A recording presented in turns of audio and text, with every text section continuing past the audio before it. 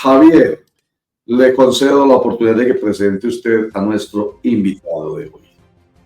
Muchas gracias, don Roger. Mire, tenemos a todos los invitados son especiales, pero para mí es demasiado especial porque además de ser colega, de haber compartido con él mucho tiempo en el colombiano, es un gran amigo, Juan Gonzalo Betancourt, comunicador social y profesor de la Universidad de Antioquia. Juan Gonzalo Betancourt es importante porque hoy se va a presentar un documental que hizo la Universidad de Antioquia, la Universidad EAFIT, que hizo la Universidad EAFIT, relacionado con algunos hechos violentos que nos marcaron demasiado aquí en la ciudad de Don Roger. La masacre de Villatina, el atentado al pájaro en el Parque San Antonio, la escombrera y la labor de las mujeres buscadoras de sus familias desaparecidos y los murales en la sede de la Asociación de Institutores de Antioquia, Adidas. Juan Gonzalo, buenos días, bienvenido a Clic hacia el poder de la información a un clic. Cuéntenos un poco qué tienen de común todas esas historias que usted y yo vivimos como periodistas. Javier, Roger, Oscar, amigos, qué bueno saludarlos. Sí, esta noche presentamos en el Museo Casa de la Memoria un documental que se llama Memorias de Tiempos Salvajes y recoge, como decías, las historias de 5 lugares de memoria relacionados con el conflicto armado, con la violencia, acá en la ciudad de Medellín. Cuando uno vuelve 20, 30 años atrás, uno se da cuenta que esta ciudad pues pasó por una situación muy complicada, muy difícil, y que la ciudad finalmente tiene una gran capacidad de resiliencia. Y a veces todo eso tan chévere que estamos teniendo hoy, ¿cierto? Un dinamismo económico, el turismo, todo esto, nos hace olvidar historias muy tristes y muy dolorosas que hacen parte de nuestra vida social, colectiva. Entonces, estos documentales que fueron patrocinados por el Museo Casa de la Memoria en una convocatoria pública que nos ganamos, pretenden eso, pretenden como recordar aquellos episodios que por fortuna fueron superados, pero que marcaron de una manera tremendamente fuerte a esta ciudad. Juan Gonzalo, un saludo muy especial, qué rico tenerlo hoy en Clic gracias al poder de la información y más hablando de un tema tan importante como es recordar esa violencia, pero no para revictimizar, sino para tener memoria histórica.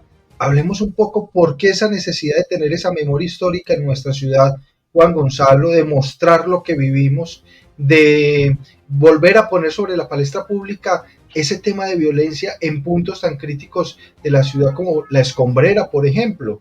¿Por qué la necesidad de tener esa memoria histórica, Juan Gonzalo? ¿Por qué ustedes ven esa necesidad de mostrar todo ese contexto de violencia que tuvo Medellín? Oscar, yo creo que es muy importante para poder saber por qué estamos como estamos, porque hay en la sociedad unas determinadas formas de pensar, unas maneras de actuar, también, dijéramos, en sentido positivo para evidenciar lo que mencionaba ahora, esa capacidad de resiliencia, de salir adelante que tiene una sociedad como esta.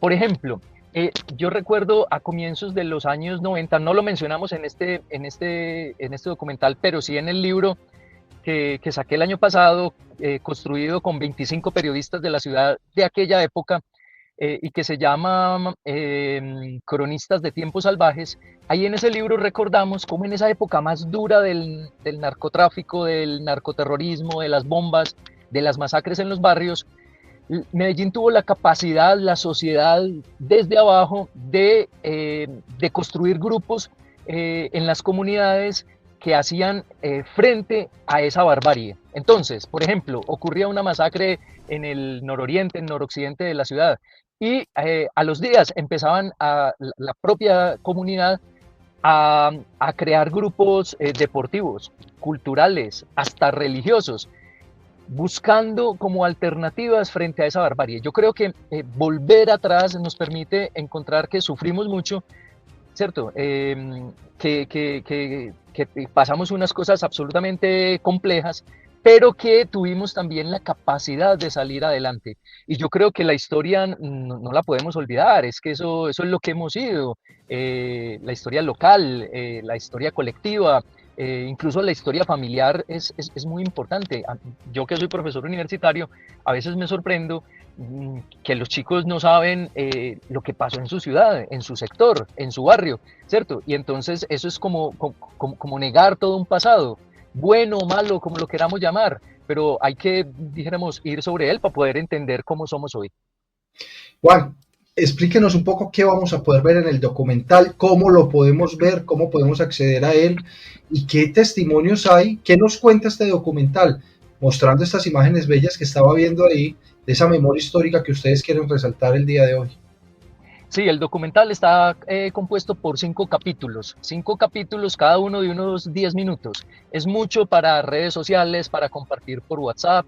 Se puede ver a través de YouTube. En YouTube del Museo Casa de la Memoria, ahí se pueden encontrar y ustedes incluso como periodistas, si en algún momento los quieren usar en sus programas, los pueden usar. Entonces contamos la historia de 5 lugares de la ciudad, contados desde, por supuesto, desde las víctimas, pero también desde un actor que no ha hablado mucho, pese a que siempre ha estado, que somos nosotros los periodistas. Los periodistas que cubrieron aquellos acontecimientos recuerdan que fue haber vivido todo eso. Por ejemplo, en este momento estamos viendo imágenes del documental que tiene que ver con la masacre de 9 niños en el barrio Villatina en 1992. Un episodio terrible en medio de esa época oscura, cuando asesinaban policías, cuando ocurrían masacres en los barrios. Esta fue atribuida a la policía. Miembros de la policía asesinaron a esos niños.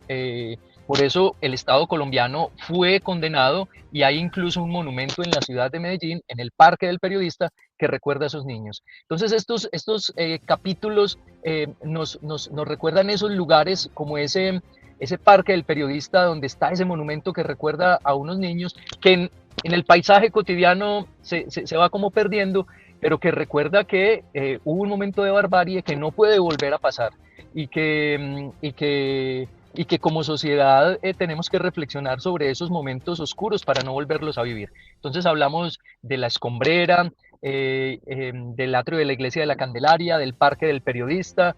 Hay un lugar de memoria muy bonito, pero muy desconocido porque es privado, y es unos murales que hay en la sede del Sindicato de Maestros, que es ADIDA, en el centro de la ciudad, donde están montones de fotos de profesores asesinados.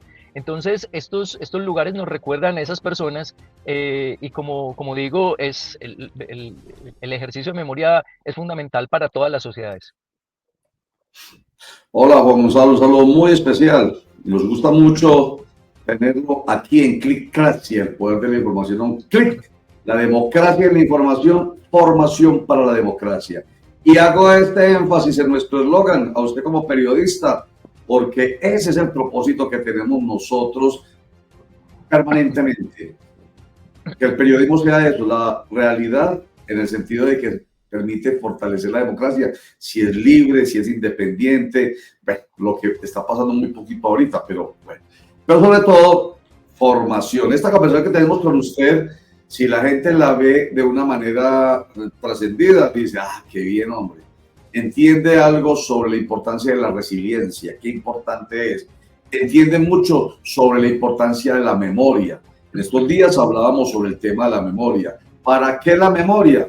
A propósito del tema de la Escombrera, ¿sí? ¿Para qué la memoria? La memoria es para eso, para no volver a repetir. ¿Qué? Lo que tanto daño le hizo a nuestra sociedad. Y un elemento que usted tocó bien importante, o más bien, un actor de todo esto que usted tocó y que está ahí al margen, lo quiero, digamos, reivindicar en esta conversación. Nosotros, los periodistas, cuando usted mencionó el tema de Villatina, yo recordé inmediatamente lo que nosotros en el informativo de Antioquia, que usted lo recordará, primer canal regional de televisión de la época, hicimos, y que uno de nuestros periodistas, voy a decir el nombre, Jorge Alonso Sierra, comprometido con eso que ocurrió ya tan doloroso en Villatina con esos jovencitos, se metió a investigar y ahí fue cuando se llegó, gracias a la labor periodística inicialmente, que se llegó a descubrir que había sido obra del Estado, con su condena posterior, como usted lo acaba de recordar. Eso obviamente le generó a Jorge Alonso y a nosotros nos generó pues bastantes problemas, ¿cierto? Obvio, ¿cierto? Obvio. Pero entonces es para decir qué importante la labor del periodista en este tipo de actividades que son lamentables. Lo que ustedes están haciendo es esa labor. El periodismo se vuelve cronista, se vuelve historiador, le cuenta a la sociedad y la sociedad aprende de eso que nosotros periodistas contamos.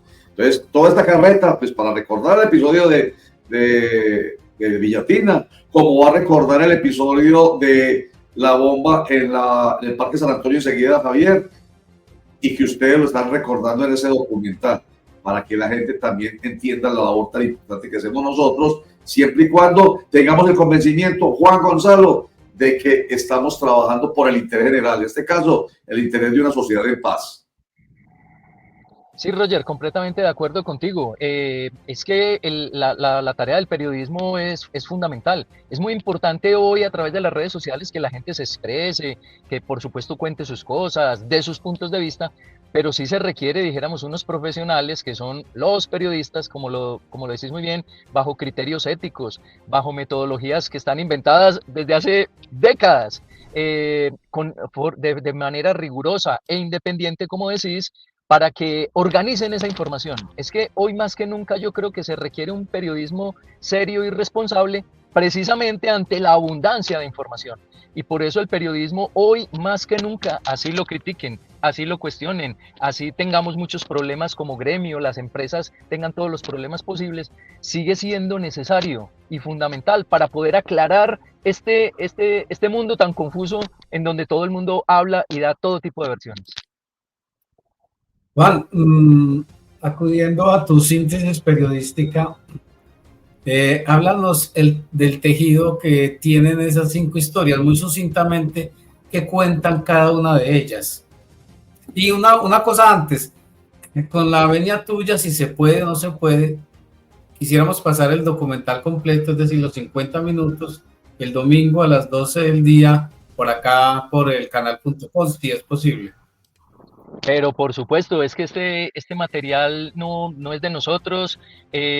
Cuando el Museo Casa de la Memoria abre la convocatoria es precisamente para que sea utilizado y por supuesto, obviamente pues ahí aparecen los créditos y lo pueden usar sin ningún problema, incluso muy chévere si pueden hacer la reflexión, algunos comentarios sobre cada uno de esos episodios.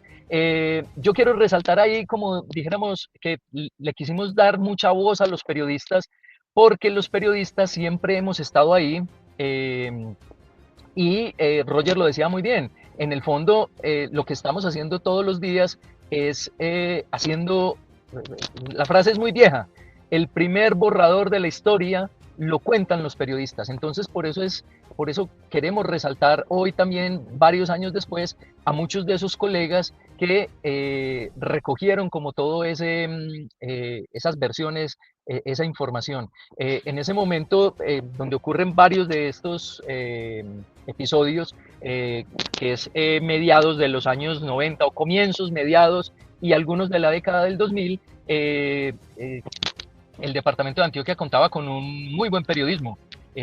Yo me atrevo a decir, así me eche encima algunos colegas de hoy, creo que mejor que el de hoy, creo que mejor que el que estamos haciendo hoy. ¿Por qué? Porque había medios, como Roger lo mencionó muy bien, el Informativo de Antioquia, que eran unos noticieros absolutamente profesionales, muy independientes, muy críticos, decían lo que había que decir, así esas verdades dolieran, por ejemplo, a funcionarios públicos. Esa es la tarea del periodista, ¿cierto?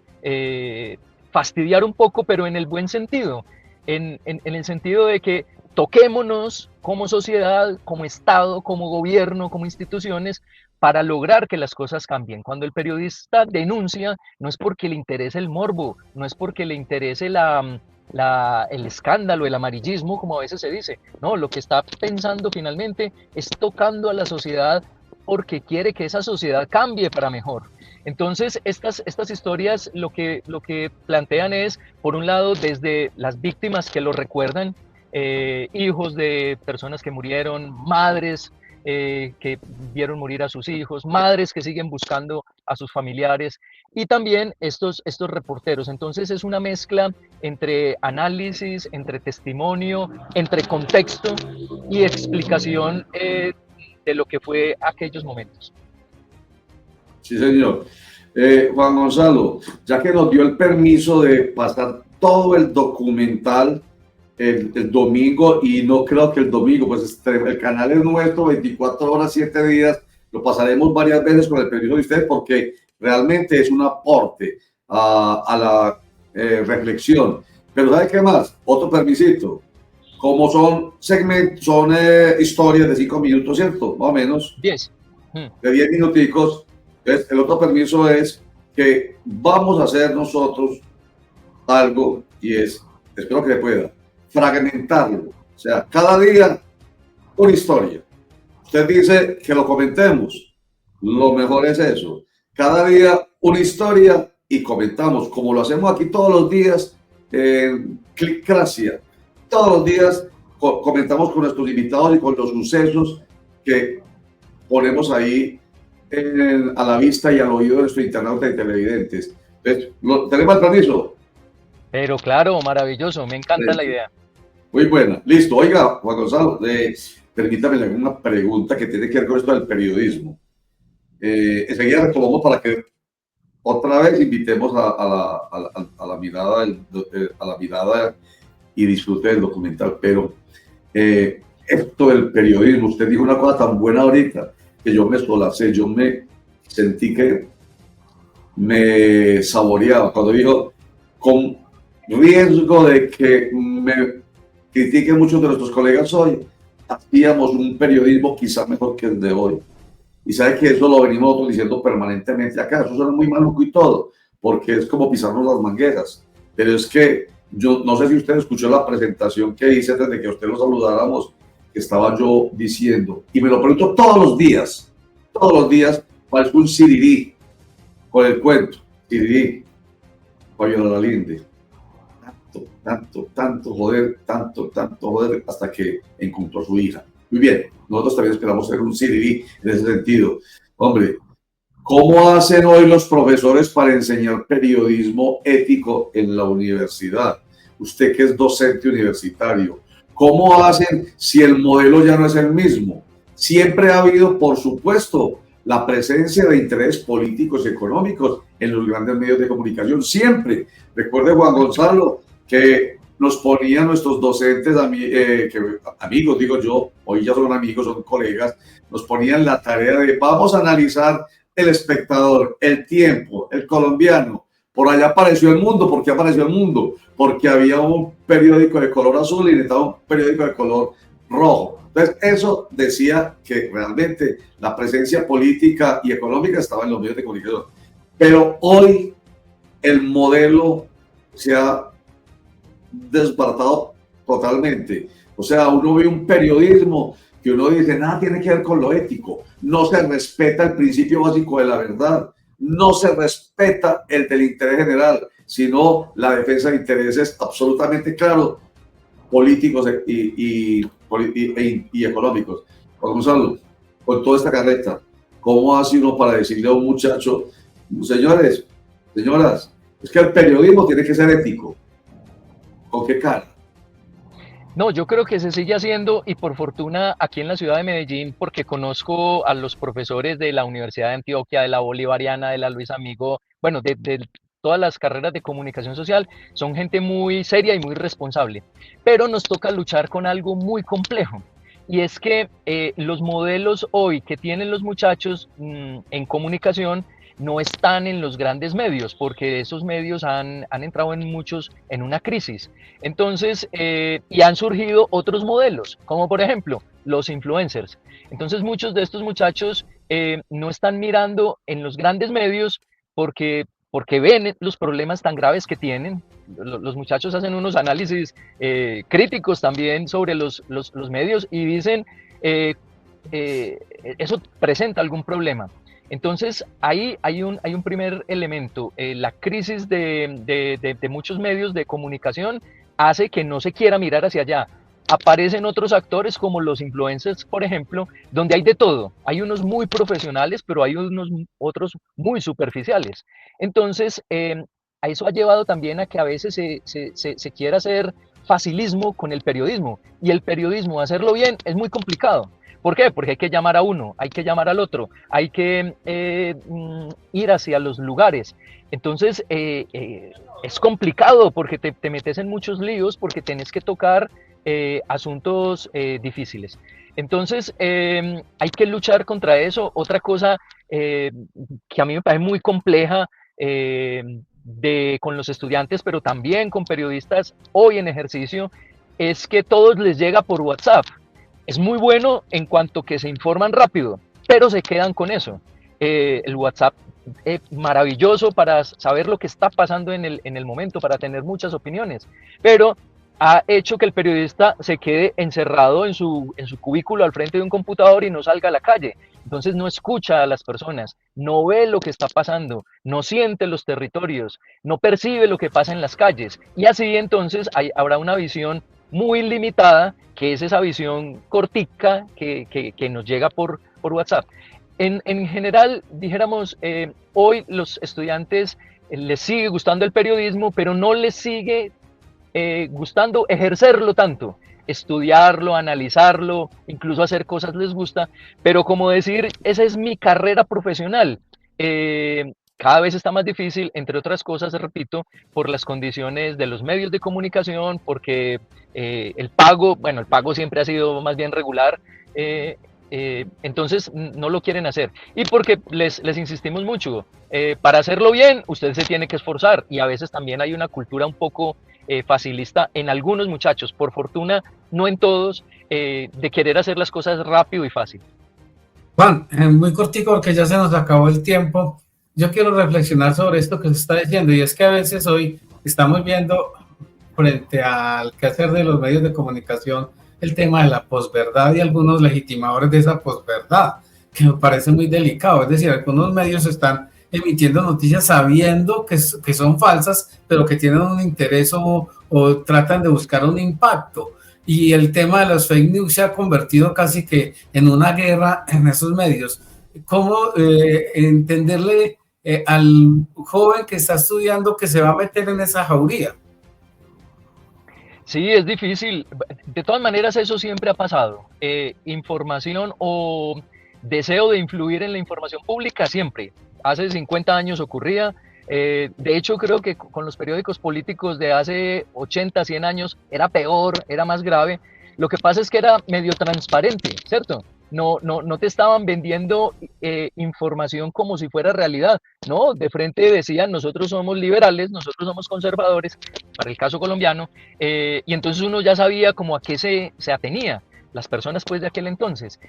Hoy se camufla como información verdadera un montón de cosas cuyos intereses no se sabe muy bien para dónde van.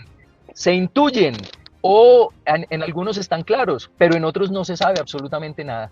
Esa abundancia de información es muy compleja y como decís, esas noticias falsas, a diario cae uno en ellas. El problema de la inteligencia artificial hoy es gravísimo para la creación de imágenes, para la creación de videos, y lo veremos. Preparémonos en la próxima campaña política a partir del segundo semestre de este año, que eso se va a intensificar de una manera brutal.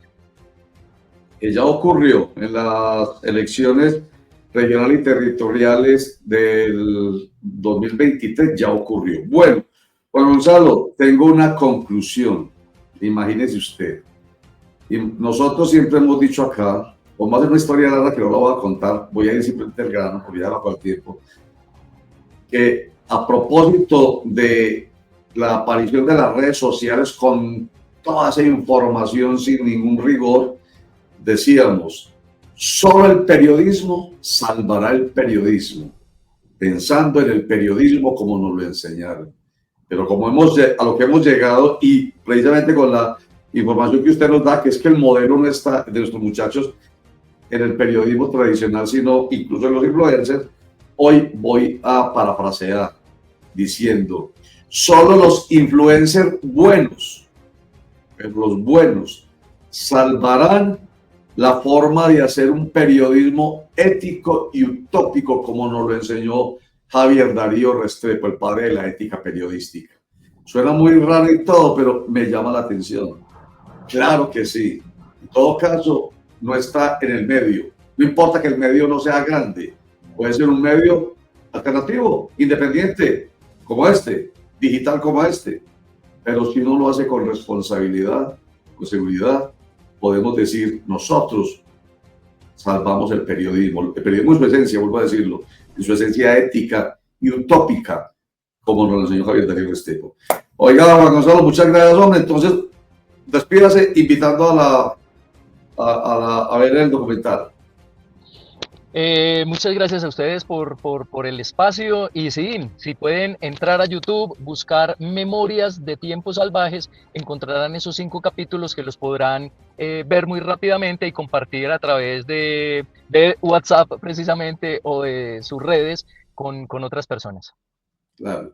Es que no hay que satanizar el WhatsApp ni las redes. Aquí decimos siempre que hay que aplaudirlas porque democratizaron la información. Esto que usted nos contó es la muestra de que las redes sociales democratizaron la información. El problema es que, como decía Humberto Eco, también dieron paso a la tiranía de la ignorancia. También. Pero es muy importante cuando por ahí se puede hacer el trabajo que ustedes están haciendo, lo puede ver todo el mundo. Y que lo pueden ver también por aquí. Le vamos a hacer bullita por acá, Juan Gonzalo. Muchas gracias. Gracias a ustedes. Bien, pues despídase de Javier. Ya, se despidió, bueno. Ya se fue. Bueno, Juan Gonzalo, nos veremos ahí. Y me interesa mucho publicitar el documental porque hago parte de una de esas historias y son historias demasiado bien contadas. Así que bienvenidos a esa clase de periodismo. Pero bien contentos porque usted está ahí. No, porque ahí tenemos a... Juan Gonzalo, no tenían otro protagonista que Javier Arboleda, por Dios. Tampoco me interesa, señor. Ahí tenemos al realizador y por eso doy fe de eso. No, porque mire que Javier permanentemente, bueno, y yo mismo, pues, porque somos viejitos, digamos, entre comillas, en el oficio, ya no es profesión. Oscar es un poquitico más joven que nosotros, incluso fue pupilo mío, pero ya se sumó a esta experiencia muy propia. Pero nosotros tres, que tenemos un poquitico más de tiempo en el periodismo, estamos hablando de 30 años aproximadamente, que vivimos toda esa época muy dura, que precisamente está ahí consignada en ese documental. Esa época fue, con todo eso que pasó, fue maestra, una verdadera maestra.